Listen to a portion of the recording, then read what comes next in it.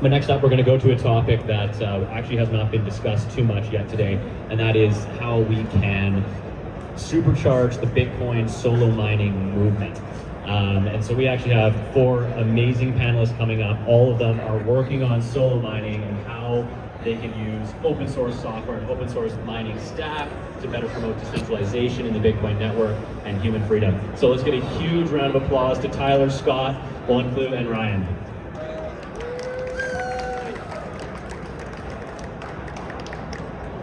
Thanks, Zach. Excited to be with you all here today to talk about everyone's favorite part of Bitcoin, which is mining and how it works and all the technical details, right? So everybody knows everything. No, all jokes aside, let me let these really talented, smart individuals introduce themselves. These are the actual developers. I'm just here to help tell the narrative and the story. We're going to get into open source Bitcoin mining, solo mining, as Zach said, and what we're working on to push the needle forward to help improve Bitcoin and freedom money, which we're at the Freedom Go Up stage. So why don't you introduce yourself, Skot, and we'll work our way down. All right, what's up? Thank you, Tyler. My name is Skot. I am a Bitcoiner, electrical engineer, freedom tech advocate, instigator of the Bitaxe project a couple of years ago, small open source Bitcoin miner. It's been quite popular. I also work with the 256 Foundation to develop and promote open source Bitcoin mining for great freedom. Pretty passionate about this space, and I love working on this stuff, especially with these guys. Like, it is incredible working with this crew. It's pretty fantastic, and I love talking about it, so let's go. Yeah, hi, I'm WantClue. I'm a business computer scientist. I'm the lead software developer of the Bitaxe project, which is this so-called open source mini miner, whatever you want to call it. I also recently just created my own Bitcoin miner because you can never have enough freedom. And yeah, I do a ton of other things as well in the Bitcoin space. Been in the Bitcoin space since 2012, so it's been a while. And yeah. I am Ryan. I am an embedded systems engineer and the lead developer for the Mujina open source Bitcoin mining firmware, which is one of the 256 Foundation projects. Let me poll the audience first. How many people here are pretty familiar with Bitcoin mining? How many of you have a Bitaxe, for example? A couple hands, okay. How many folks have one of these industrial miners, the shoebox ones that are loud? Okay, less hands. Okay, that's good for us, right? That's good. Well, I think we should start by talking about kind of where we're at in the current mining status quo. I like to loop it in from the beginning. So Bitcoin mining started on the computer, on the laptop or the desktop as part of the node itself. The mining process does the settlement and the issuance of new coins. The issuance won't last forever, the settlement will, as we're processing transactions. But we've strayed far from this open source, freedom money, peer-to-peer electronic cash, don't trust, verify, inspect, audit, right? All of that. That's very much not a part of the current mining status quo. Skot, would you walk us through kind of where we're at? What kind of things are closed down that most people might not be aware of, and what do we have to rebuild? Yeah, it started open source, right? Like, as you mentioned, the original node implementation by Satoshi and others early on, it included mining. It mined on the CPU. You can see exactly how it worked. It was open source, and that was instrumental towards Bitcoin's growth and then seeing the initial adoption. Had it been a proprietary project from Microsoft or something, like, we wouldn't be here at this conference, to say the least. It just can't. It couldn't have grown like that, especially when the founder steps away and just leaves it in the hands of the community and the builders. So, open source is it's an intrinsic property of Bitcoin. It's incredibly important. There was a number of years in which it was open source. We progressed from CPU mining to GPU mining. That was largely open source. Not the GPUs themselves, but the software that was run on those was open source. And we saw great advancements in the hash rate, the efficiency of the miners, developed by a decentralized group of people who were just interested in doing it and pushing it forward. Then we had FPGAs, which are just a little bit more specialized GPUs. But with the advent of ASICs, which are just dramatically more efficient, they're better Bitcoin miners, this is when things descended towards the closed source, towards the proprietary. ASIC chips are incredibly complicated, expensive to build, and I think that's when people, maybe because they had invested these companies had invested so much money in doing it, they weren't sharing. It got very siloed in the companies. It was basically an arms race as to like who can make the best ASIC and get it to market the fastest, and so you certainly weren't sharing. And it is basically, mining has become increasingly proprietary ever since that point.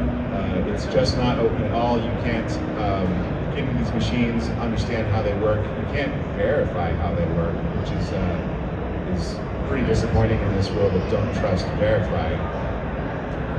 And the point we're at now is Bitcoin mining is horrifically centralized. Everything from the manufacture and design of the hardware to the firmware that they run to the pools that most of the network hash rate mines to is very centralized.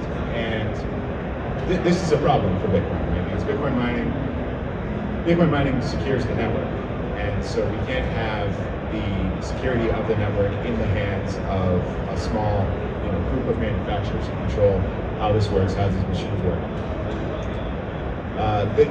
It's just not right. This is not the way it should be. This is not in line with the Bitcoin ethos. So these core problems we identified ultimately led to brute forcing, reverse engineering, hacking away at one of these holy grail ASIC chips that's really efficient from these Chinese manufacturers that spend a lot of R&D money, actually trying to figure out, hey, I'm going to take one of these little chips and figure out how to talk to it. That stemmed the Bitaxe project. Is that correct? Why don't you talk about that, and I want to hear WantClue jump in on all the challenges that you guys had to overcome to get the Bitaxe project to really kick off. I mean, there's thousands of them in the wild now. Yeah, hundreds of thousands. Yeah, originally it just started off as a hobby project. I was like, I'm an electrical engineer. I was like, I think I can do this. I want to make a miner. I want to make an ASIC miner. I just, went into Google and was like, ASIC miner plans, how does it work? And it was one of these like 0 results, or people posting questions online with 0 replies. I was like, okay, all right, this is gonna be interesting. But dug into it, kind of just messing around, trying, poking at these machines, getting AM miners, poking at it, figuring out how they work. Got some initial results, and then I was, I've worked on lots of electronics projects before that were all open source, and people just talk about them online, not Bitcoin related stuff. And so I just, it was not working, but I had some initial success, some initial hope, and I just kind of posted what I was doing on Bitcoin Talk, and here's where it is. There was a lot of people who were like, this can't work, this is never going to work, but there was also like an amazing number of people who showed up and they're like, I want to work on this, or I've been thinking about doing this, I want to be involved in this. And that's why the project got going. And this is the open source mentality, right? It's just like, if I was trying to start a company to do this, it would be incredibly expensive, it would take a long time, you'd have to build a team, and then when you have that 120 sunk into it, now you want to close things down. But being an open source project, well, people like this guy show up. Yeah, the Bitaxe project itself is kind of wild how it went from what it has been 3 years ago, where let me put it a different way. When people ask me like, what are you guys doing? How are you? What kind of entity are you? Are you a company? Whatever. I'm like always, no. The Bitaxe project and the community behind it, they call themselves Open Source Miners United. We're not a company, we are not an organization. Basically, if you put it in simple terms, we are a group of idiots on the internet that somehow got together. And somehow we managed to all have one vision, that we want to get rid of the audacity that we call Bitcoin the saving thing in the world, yet we rely on 1/3 of the closed source proprietary software and hardware on it. Going out in a network and telling the people that Bitcoin is going to change it, but yet you just use something that you're trying to fight against is hypocrisy. So that is what we're trying to change. In the early days, 2023, it was when we had the Bitaxe Max, the very first version 1.1 working, and then we made it to the version 1.2, where it was a standalone thing that you could actually produce and sell. And we had the first one in Canada, I believe, who was manufacturing them by hand and sending it out by hand to all of the people that are interested in it. And we use something that's called Discord. It's maybe a Facebook, but fancy or so. And yeah, we were just like 12 people on there. talking about different things, and it was just the spirit of, all right, let's get this going and let's reverse engineer as much as possible. We all are aware about the fact that this chip that we're using is still a black box. But in the end of the day, that we are publishing as much as we know. The knowledge that we have, what we receive, what we have reverse engineered over the years, all is publicly available because we believe in the greater good. The people that use Bitcoin, that believe in it, have the right to understand what they're using. And that is what we're trying to do every single day, and that's why we're here. I wanted to introduce to you that it is needed and you should demand open source. There are so many things that could go wrong, so many people that will tell you that's not going to work, that is weird, that is stop doing that. I'm sorry, we've proven them wrong, so go fuck yourself. I think it's important to reiterate that. I mean, I think through analogies because I'm not as smart as these guys, but it's akin to saying like, hey, Bitcoin's really important, it's freedom money, we need it for the whole world, the planet relies on it.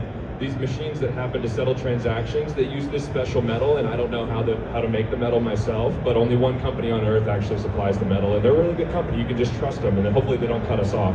Trust me, bro. Yeah, and so that's antithetical to the whole point of Bitcoin. We can't rely on that. It's not about open source in the sense that like everyone has to show me every line of code of every Bitcoin miner, of every product in existence. We need these building blocks to be open source and verifiable so we can ensure Bitcoin remains true to its ethos and vision. I want to loop Ryan in here because the title is solo mining, right? We were introduced talking a little bit about solo mining. I do think that has become the name of the game of these small Bitaxe miners, these single chip miners. But I think that the broader topic at hand is it's not really just about solo mining. It's more about open sourcing the stack so that we can ensure, as I just mentioned, all the pillars of Bitcoin are inspectable, right? Why don't you talk a little bit about the firmware you're working on and perhaps how that might manifest in machines that maybe aren't solo miners, right? Sure. Well, the 256 Foundation's hardware and software projects really represent the next generation, I think, of the work that Bitaxe has birthed into the world. That solo mining movement has shown that there's an interest and that it's possible to kind of rebirth the Bitcoin mining industry back to its open roots. And so the 256 Foundation's hardware is open source hardware larger than a Bitaxe. It's an independent control board and some hashboard reference designs. And that is so that we can go after starting to build larger and larger systems. And Mujina, the project I work on, is open source firmware that drives those types of hashboards. And it is also firmware that can be run on the existing fleet of miners that we already use, all the shoebox miners. Today, that hardware is definitely closed source, but so is the software. Whether it's the stock software that comes from the manufacturer of the machine, or there are some third-party softwares you can run, but they are still not open source software that you can inspect, tinker, actually own how that machine works. In order to own how that machine works, you have to be able to own the software too, and that simply doesn't exist yet. So that's the role of Mujina. Bigger vision for sure. WantClue and Skot, for us mere mortals, what are some of the things that you can't verify, inspect, ensure there's no fuckery going on under the hood when you have closed source firmware? Let's start with WantClue. I mean, one of the things I think, or I usually talk about, is something that has happened a couple of years ago that not a ton of people are aware about.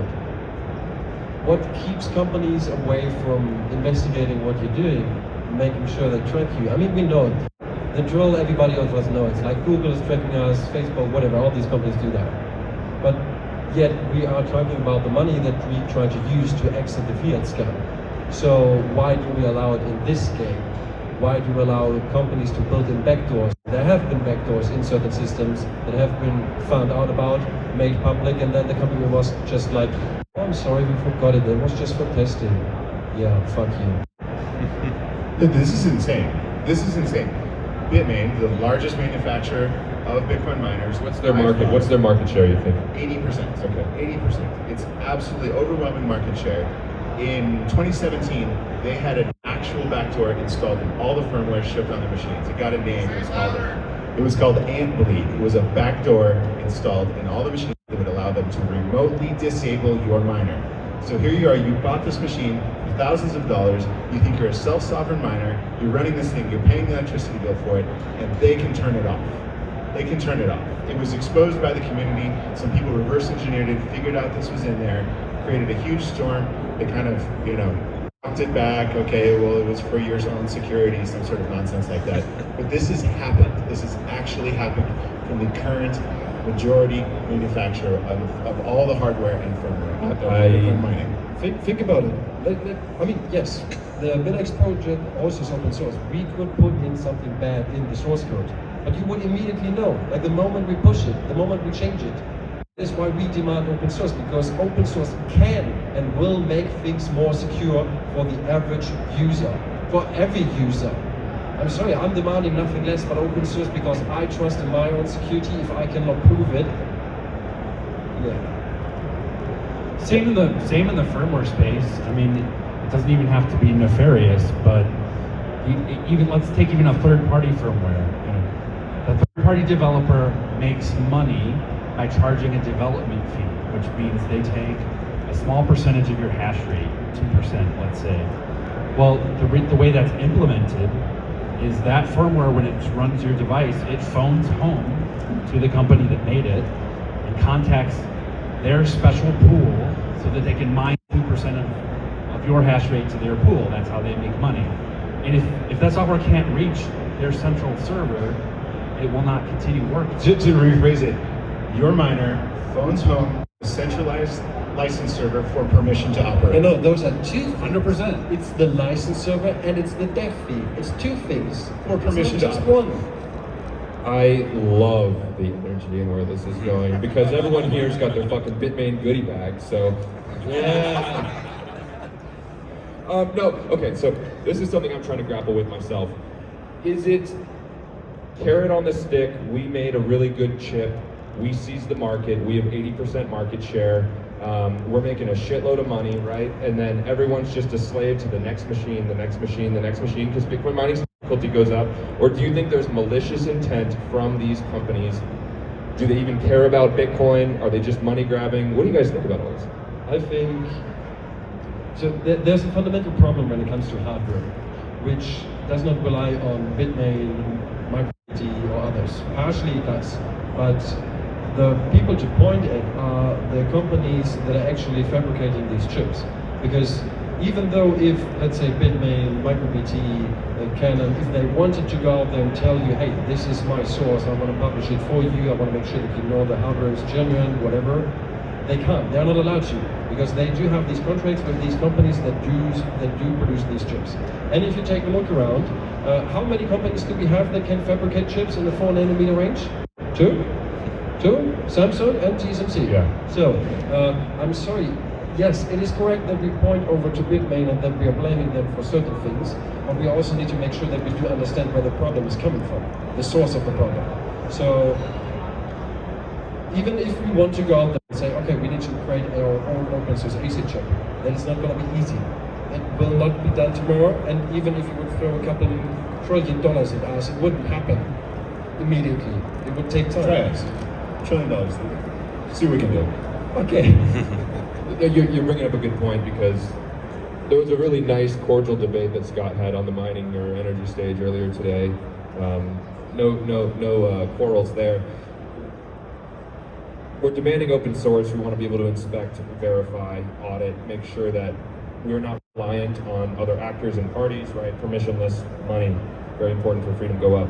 Where do you draw that line? We had a good debate over lunch, Scott, about some people get tripped up over open source software and open hardware. I want to loop this back into the project from the 256 Foundation, so sorry, I'm teeing this up big time, so I can get my words out there. Bitaxe really was the manifestation of we can reverse engineer how to talk to these chips. The 256 Foundation that Ryan alluded to is a 501c3 that Scott and I are on the board of, developers amongst us. that is building the open source mining building blocks, so a control board, a hash board, a firmware that Ryan's working on, and a pool. 2 of those are software projects, 2 of them are hardware projects. And a narrative that we're trying to tell, and it seems to not stick with everyone, is this notion of a reference design. People have already asked us today if we're like selling the miner that we're walking around on. Michael's got it in the audience. So sorry, this is a long tangent. What I'm getting at though is like, let's dive into the actual importance of what needs to be open, what needs to be sourced that you can inspect. I mean, what's the most important one? The reference design serves to solve what problem versus say the firmware or the pool? Let's talk amongst those. Well, to your question about what needs to be open source and what doesn't, I mean, the ideal is absolutely everything is open source. But like we were talking about, some things are easier, lower hanging fruit than others, right? Because we're not going to go spin up a silicon manufacturing fabrication plant. That would be fantastic. It would be. I would love to, but that is a big project, right? And so that is not where you start, right? We go for the lowest hanging fruit.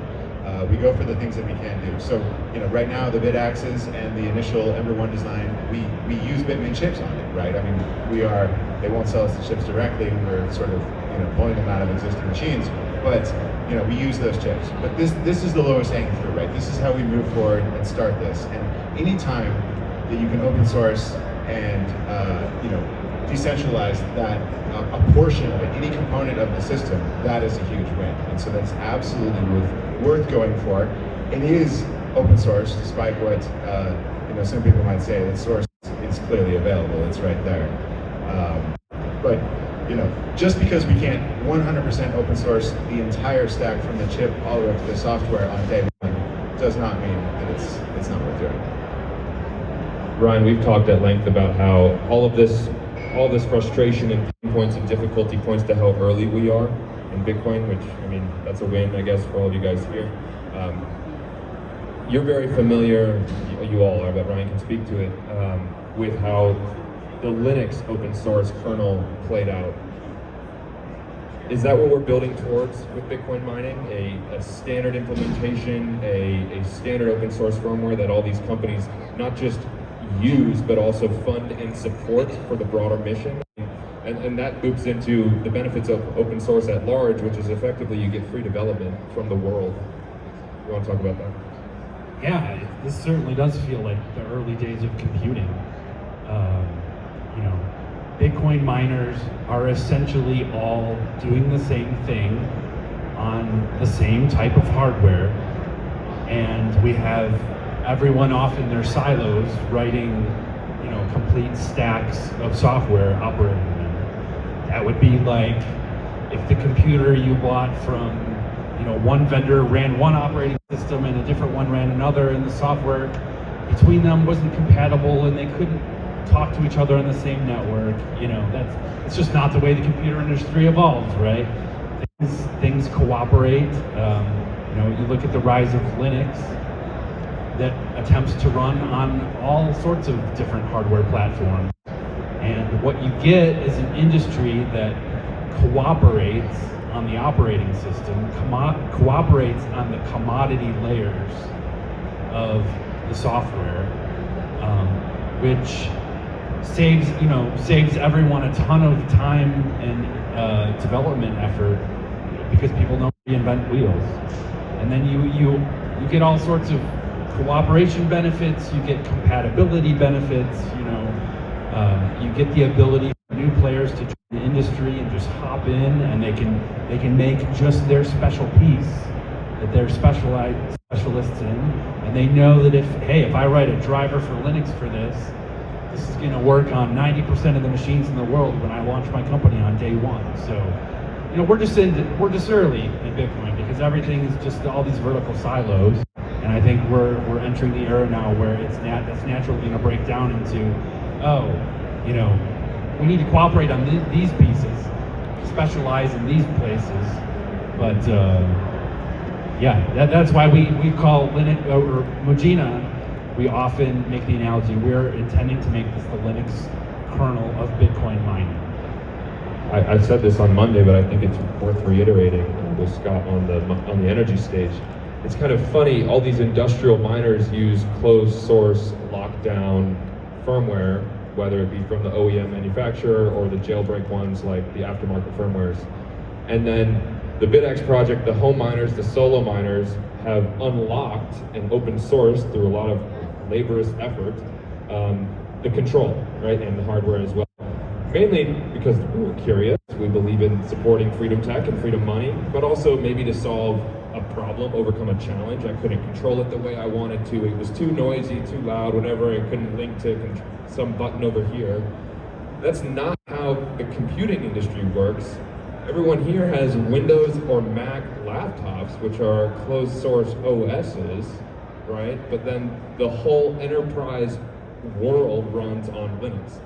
And so I just want to allow Skot and WantClue to maybe talk a little bit about how this is not just us shaking our fist in the air because we want a little Bitaxe miner on my desk that uses less power than an iPhone charger and is silent. This solves problems for real industry players and supports Bitcoin and freedom technology, freedom money as a whole. Like it's a necessary step. It's not just necessary, it is inevitable. This is going to happen, right? Yes, 100%. And this is a really important point, right? What we get with these open source tools, right? The ability for people to start building a new product, a new idea, and not having to reinvent the wheel. What we get is an exponential growth in progress of things that you can do. Schnitzel did this amazing demonstration where he just built a battery-powered, fully wireless miner. It can play Doom, but like the ability to add that, like that quickly before the event and walk around and show it off is insane. Like that kind of thing can be added very quickly, right? It plays Doom. Okay, maybe that's not exactly going to provide a lot of profits to your company, but the thing is, it can be added very quickly, right? So maybe you have something else that you want to add for your large miner, for your farm, right? Some sort of efficiency. Maybe you want to add demand response, or you want to add some ability to scale and adjust to temperature swings, or more closely monitor the reliability, the uptime of your device. Can you tell if it's failing? These are things now, when you're based on an open source platform, that you can just add, and with AI coding tools, like you can add them very quickly now. You can try it out. Like you can just do things. And so that is going to enable this explosive growth in the things that Bitcoin mining can do. And we know that there's a lot of things that Bitcoin mining can do, right? Right now, all the machines that are out there are focused on-grid mining in large data centers. That's what all the machines are made to do. But we've known for a long time that there are fantastic other applications of Bitcoin mining, like heat reuse, like going after stranded energy and intermittent power. We're so early. There are things that can be done, and I think that open source really enables these things to be done. It doesn't it doesn't make it silent. It doesn't make it unfathomable to think about starting to do these things. One thing that is the most important for me, I would say, is it drives me crazy seeing people that try to get into systems such as Bitcoin or even a new laptop or a new operating system, whatever. And they just reach into issues they don't understand because there was nobody there to teach them this. Think about Bitcoin terms, mining pools. There are more than a dozen mining pools out there. You would expect, well, it's a mining pool, it's an operator, they're charging fees, they're probably genuine, they don't do bad shit. Turns out, as soon as you put into your open source firmware that is running on your Bitaxe a tool to figure out if the Coinbase output is actually legit or not, you'll quickly figure out that of this huge list of mining pools, half of them are scamming you. This is insane. They're mining shitcoins, they're doing whatever they want, they just don't pay you out. You are not able to see that. And this is what enables people. That we have the option to go out there and build what we want, make it open source, and make sure that security is the main purpose of open source and for everybody's freedom, because we demand nothing less than user freedom, basically. The white pill here, though, is that all the on-grid microminers, I think, are going to die. I mean, they're killing themselves. They're switching to AI anyways. So the solo miners are the purest form of this, right? Like, they're not even going to use a pool. They'll solo mine, perhaps to their own node at home, and just say, I'm going to support the network. I want to support freedom tech. I want to support freedom money. I'm going to do this. I think what is bullish and exciting exciting, and I perhaps we all agree here, is like, I think the future of mining actually is going to come back into the homes, into the businesses, into the hands of the individuals, because we're going to be at an inflection point where hash price is low. You're not running a mining machine because it's a profitable business endeavor. You're using it because it's useful to you. For the HRF stage, freedom go up, perhaps that's non-KYC sat stacking, right, where you don't have access to an exchange. Perhaps that's electric heating, where I get a little bit of a rebate, or I was talking to Femi about monetizing some excess solar in Nairobi, right? And this is the future. I think we all agree that we're at this inflection point where the status quo of Bitcoin mining is about to change. Any last comments from these three guys here that you want to say before we wrap up? This is so exciting. This is so exciting. I absolutely love working on this stuff. We're making incredible progress, and it's only getting better from here. So, it's really cool to get involved in, and I hope that you all support this work. I think it's incredibly important for Bitcoin. Working on such projects it's just a love story for me personally, and I hope this never ends. Yeah, we're at this inflection point. It's incredibly exciting. As far as Mujina goes, I see a lot of developers in the audience. Come build with us. This open source project, what do you know? We're around. Thank you guys very much. Thank you, everyone.